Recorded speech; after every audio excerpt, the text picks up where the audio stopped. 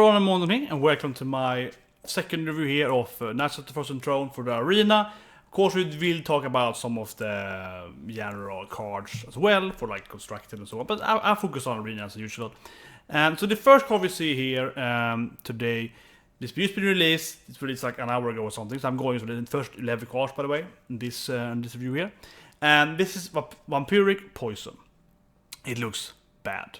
This looks horrible. I think it is horrible in everything.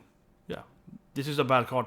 You put the weapon right, so you have life steal, so you get the life back. But you have to remember that a rogue hits for 1.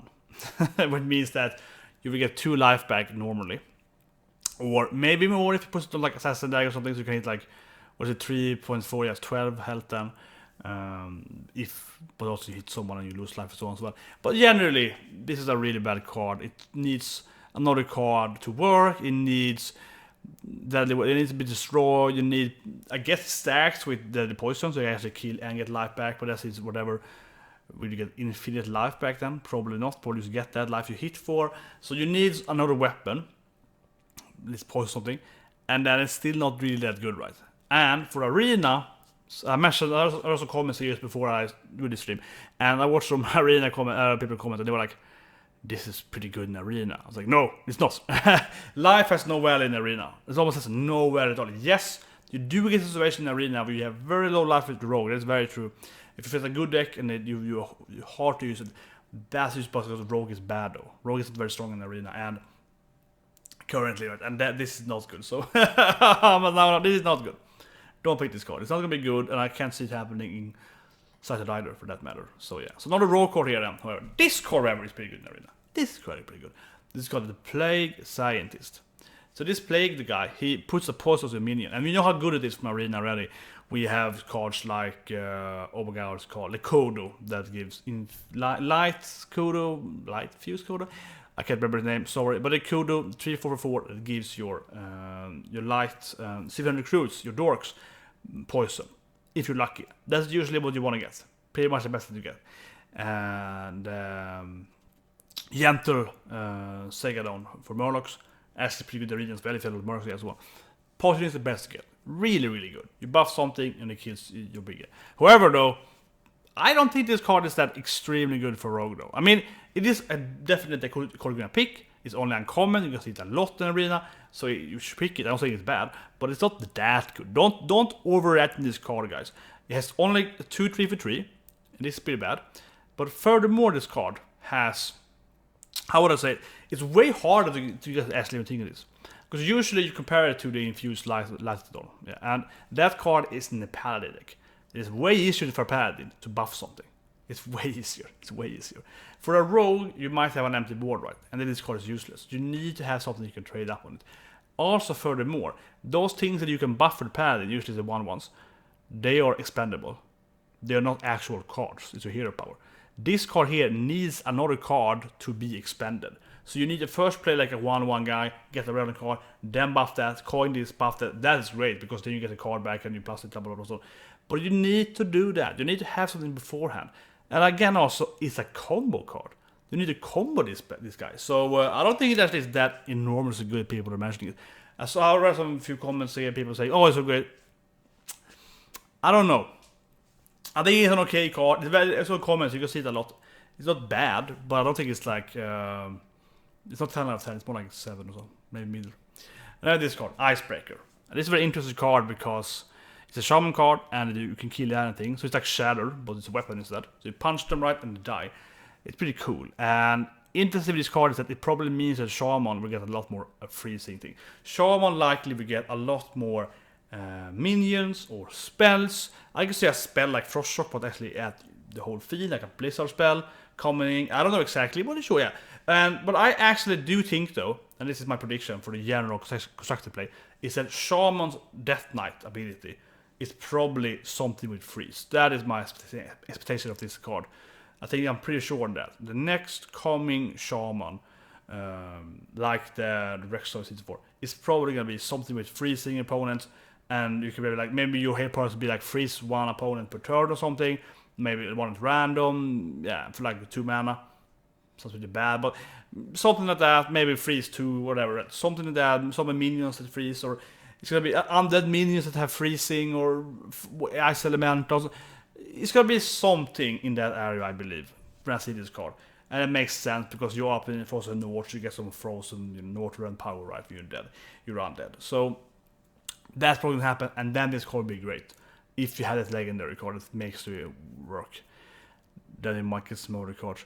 However, though, it costs 3 mana, it doesn't do anything if you don't have it, so it's definitely a deck that needs synergies. And interesting enough, Blizzard showed this card before it showed anything else, so right now it's absolutely horrible. And it probably will be bad in Arena though, because you really need at least, I don't know, some Frost Elemental or something to make it, I don't know. It's not a very good card, but it might be. But I mean, that's my constructive prediction then. It's gonna be some kind of Northern Freeze Shaman hero, for sure. And then we have this card, Prince Taldaram. So we have the 3D princes, right? I've seen 2 of them so far. My last review is of the not Keltas, but Doriga, yeah, whatever his name is. There are different bosses right in Northern, and then they're all in Ice Class together before the Queen, which will come later here today in this review. And it's clear they have some clear synergy. They have a team, I guess, going on.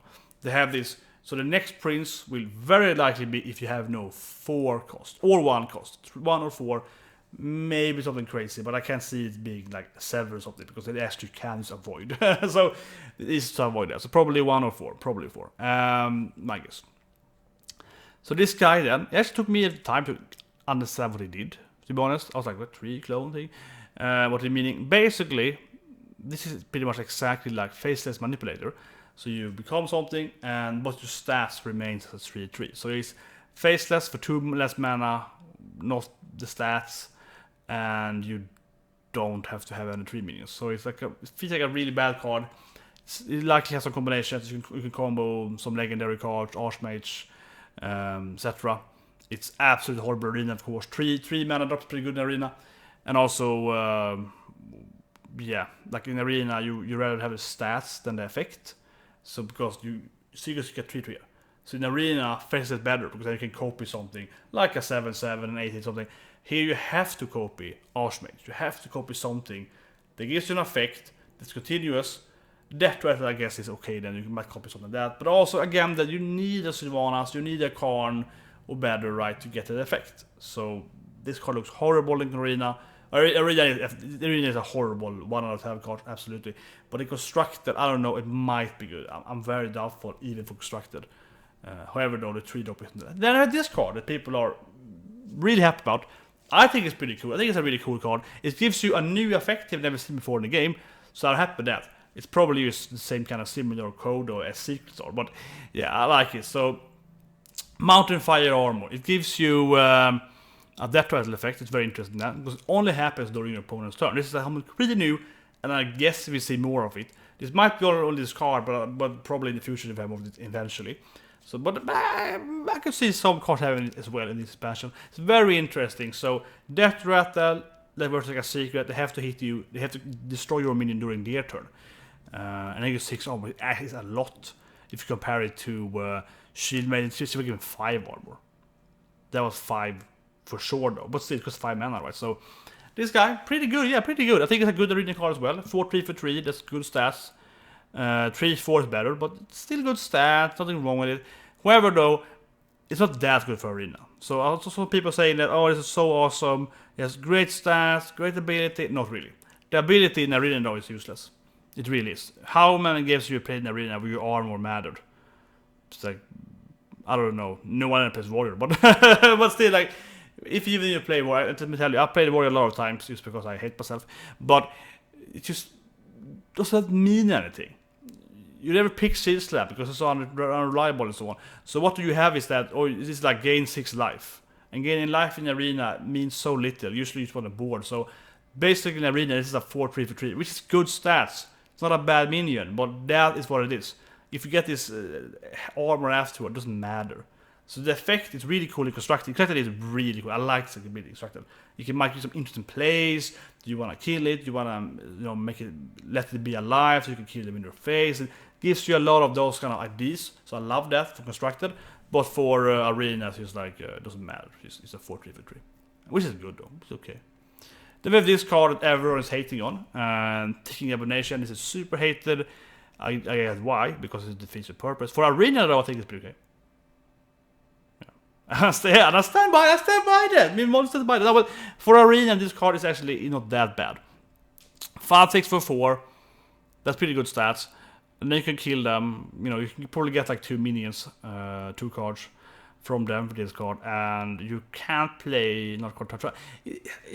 In arena, it's probably like playing Venture the Goblin 7-6 for 5. This is very similar because he blocks your next turn, so you can't play another minion next turn pretty much. This card is like it just blocks your turn next turn. You can hit one of their minion next turn, and then next turn again you can kill yourself with it, and then you don't lose any cards. So it's kind of like this is a card, especially if you coin it. It's definitely gonna give you pretty much almost certainly give you 2-for-1 cards. So it's a very good value on this card, and it's gonna give you a 2-for-1 or give you a Hex or a Polymorph. Probably someone doesn't practice, but they're defiable or something like that. So you're gonna give a removal or you're gonna get 2 cards. That's pretty good, but they're gonna block your next turn. So your turn 3, if you coin this guy, you can that turn 4 you kill one of the smaller guys, and turn 5 you kill another guy, get the effect, and turn 5 you can play. That means you miss your turn 4, right? And that also means that this card is absolutely, obviously worse for Paladin and Shaman, because usually you use hero power if you can't do anything else. So it's better for like mage, you can shoot one of the guys, hit with that guy as well. So, but if you have spells, so especially if you're a mage, hunter, so on, you can play secrets, so you can build up your tempo by secrets.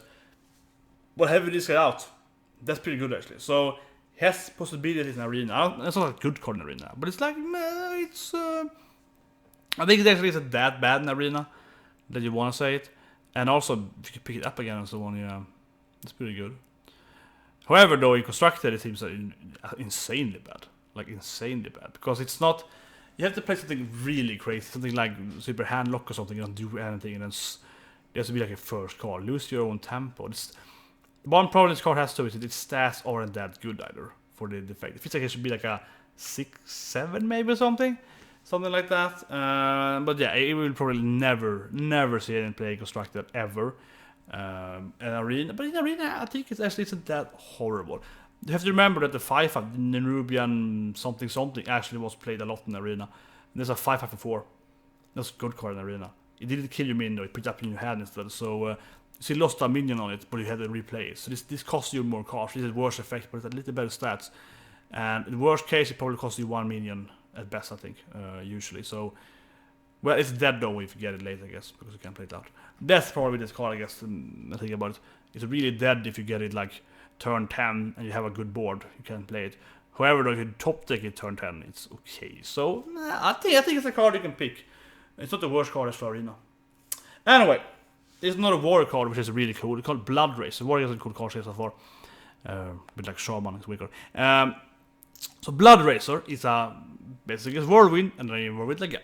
So it's similar to Death Bite, but you get it right away when you play it and afterwards, and it's weaker though. So you get twice you get everyone once, you can hit something guys. So when you play it, people saying this is a worse Fairy Warx. I read a comment. It's like, it doesn't actually do that, because when you play this card, you do 1 damage to everyone and then you hit it. So in worst case scenario, this is a Fairy Warx, right? Because it does 3 damage to that minion. And also triggers your stuff. So this I think is a great card for constructed. It's going to give you a lot of combos, a lot of enraged stuff, but also a good card in arena because it's a double AoE. You can time it somewhat. You can definitely kill a few small guys. You can kill their bigger guys hitting it.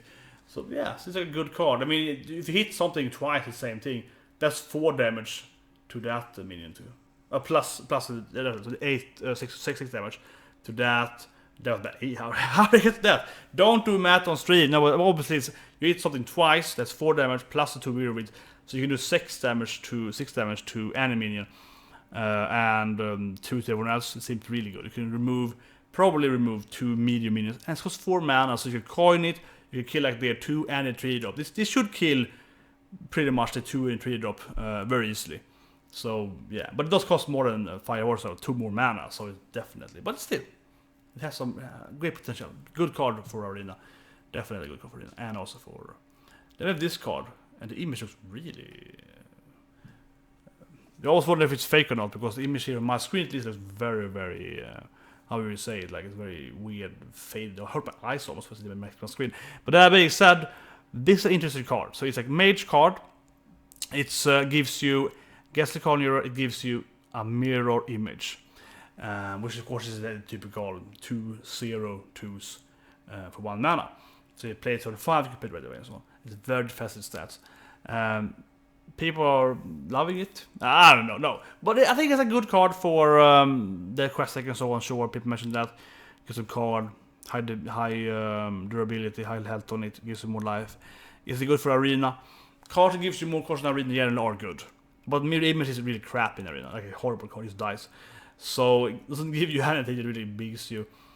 It might be really good in arena though. It might be really good. It's hard to say, but I think it could be good because it can really protect your small guys.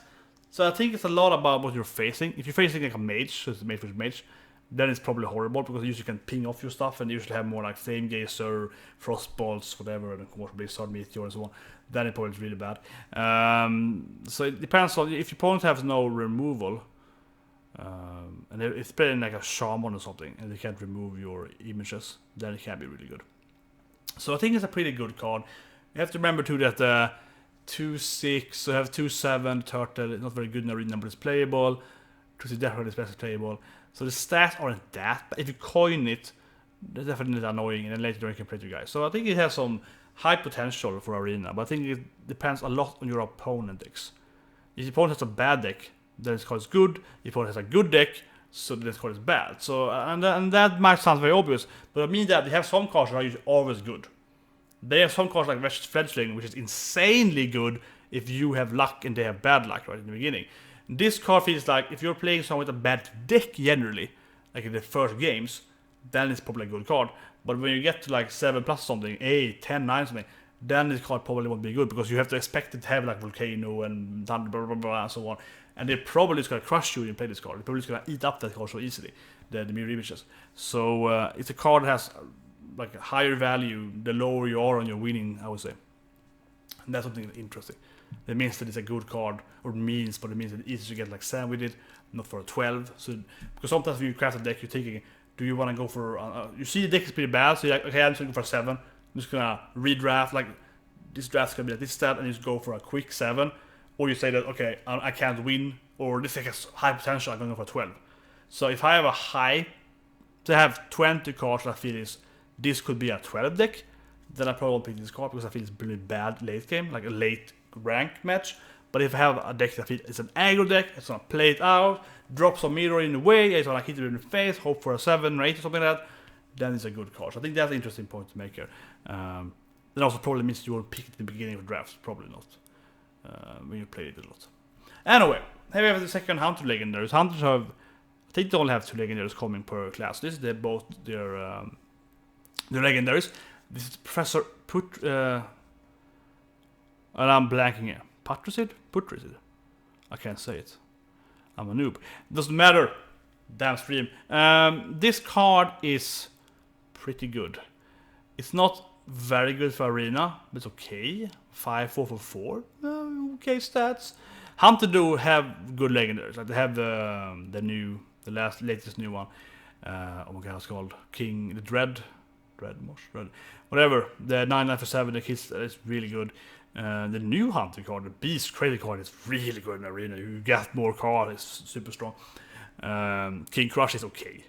Yeah, he's okay. Hurahan is horrible though. She's really bad in arena. 6/5 for 5 does things. She's not good. Or I would say horrible, but she's pretty mediocre. Not very good card. This card is better. Like it's 7 stat, 1 mana less. And I always want to say that the secret, the random thing, could be easier to play. That depends on your deck. So it's probably about good mana cost is a little better than Hura. Probably 1 or 1.5 points better than Hura, I would say. But that being said, though, yeah, most likely could see a lot of play. Secret Hunter, I always like Secret Hunter. I think it's fun to play. So definitely we see some decks with that for sure with him. Hard to say exactly how good he is. I can picture one problem with him, or the general play with him would be turn 6, right? You're gonna play him and Secret on the same time. as you do with some other cards, like you have the effect to play it out later on, so you ensure you get at least one card. And that could be okay, so you play him, a Fisher Trap maybe, randomize something else, Snipe, I don't know. They could be pretty good. But also some traps are pretty weak, like Beer Trap and so on. So I don't know. It'd be hard to say this card is good or not. I think it's gonna be pretty. I don't think you see it.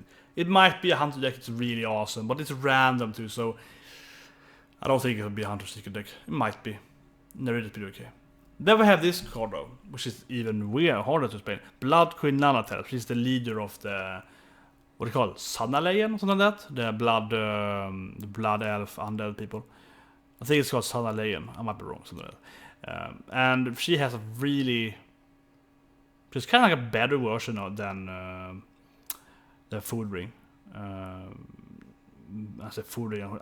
No, Bolivar, right? Yeah, Bolivar. Anyway, yeah, so you're 1/6 for 5, horrible stats of course, but you get stronger each time you discard something. And interesting with her though, I find it really interesting, is that she gets 1+ every time discarded, regardless where she is.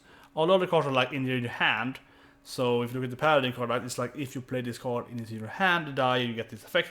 She can be in your deck and get it. So when you draw her, she can be like a 10/6 something. And that's pretty good, but yeah, this card is bad. This card is bad. Because even in a discard deck, when you're playing the quest, I mean, you have to play the quest pretty much. You have to play the quest card, you have to play the beast that can't be discarded, you have to play the whole discard effect, right?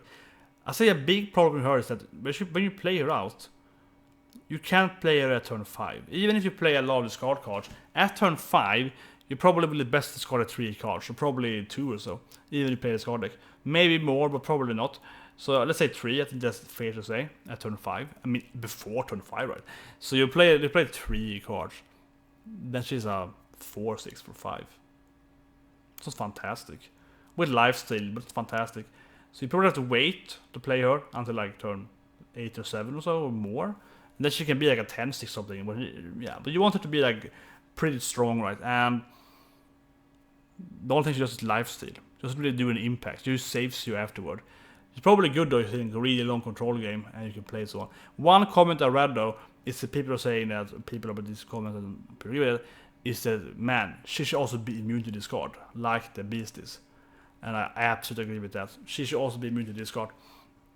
She's very dangerous in the sense because you don't want to play her at turn 5, I believe.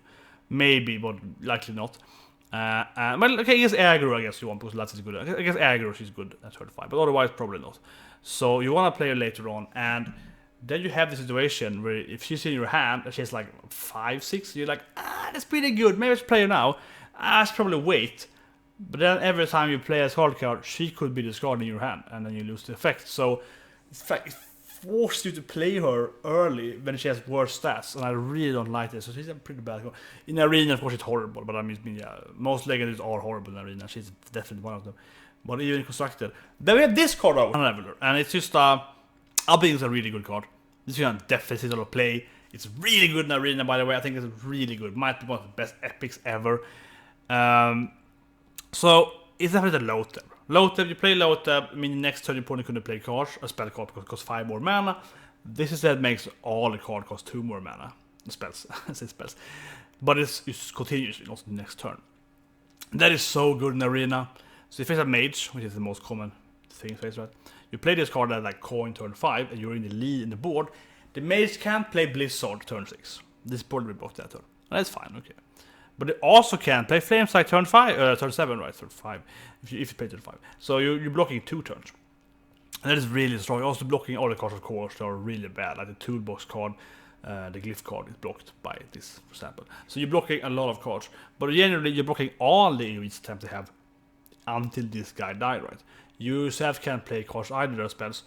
You can, but it's harder. So that's a little horrible, though. But still, it's gonna block that. And one thing I like this card thinking, man, this could be really good in Arena, is because one that is very prevalent is the Paladin card, Spikered Steed. Jesus Christ. There's so many Paladins. I play Paladin all the time as well.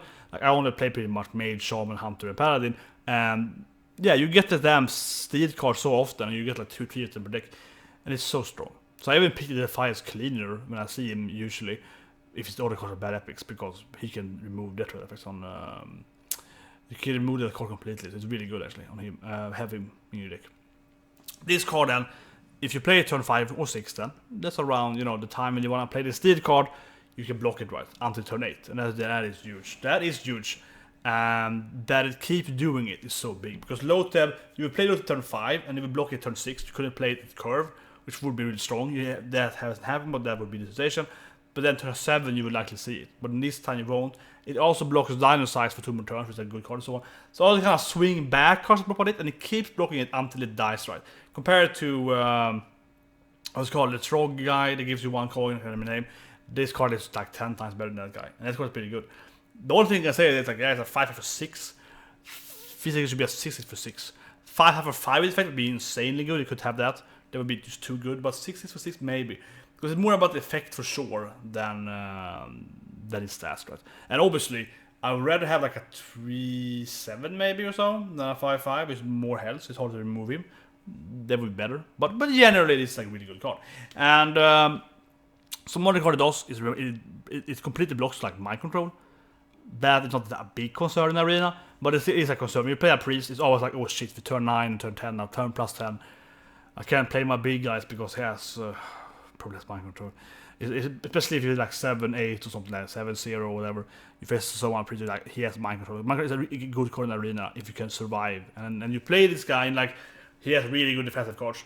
So yeah, he can survive. He probably has mind control. And you know that, you sit there and be like, oh damn it, I can't play this guy. Now you can play this guy, next time you can play your big guy, so that is really good. Of course you can die, but still, it's much harder to do it. And it also blocks like Dragonfire Potion and so on, all the AoEs. And it keeps blocking them. So, however though, the issue with this card, you have to be in the lead. If you're not in the lead, it's a bad card. You have to actually have the win right. And then you can ensure your victory pretty much. So it's a strong card. And structured the similar way, then you're gonna play this card when you have the lead likely, and then you play it and they can't remove you. So that's the last card. Oh, I thought there was more cards. So anyway, the conclusion, the latest 11 cards of Knights of the Frozen Throne Arena 2 here.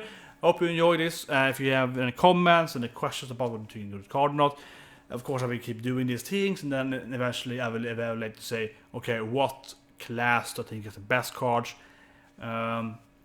For example, the Shaman card we saw so far, the Frost Axe thing, that's probably gonna be absolute crap in Arena. I can see them having, I'm sure they're gonna have legendary Frost Shaman. I'm sure on that.